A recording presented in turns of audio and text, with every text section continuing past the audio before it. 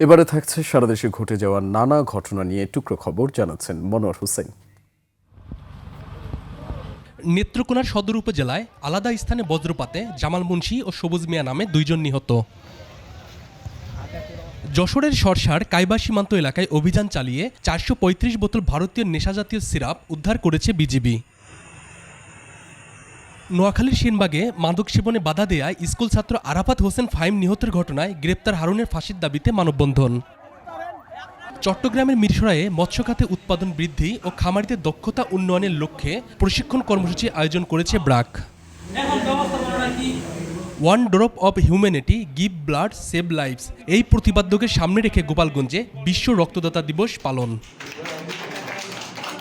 মাদারীপুরের কালকিনিতে দুর্নীতি বিরোধী গণসচেতনতা সৃষ্টির লক্ষ্যে বিতর্ক, চিত্রাঙ্কন ও রচনা প্রতিযোগিতা অনুষ্ঠিত। শিক্ষার্থীদের সৃজনশীলতা, উদ্ভাবনী চিন্তা ও প্রযুক্তি নির্ভর দক্ষতা বিকাশের লক্ষ্যে কুড়িগ্রামে জেলা পর্যায়ে স্টার্টআপ বিজ্ঞান প্রকল্প ও উদ্ভাবনী ধারণা নিয়ে আয়োজন।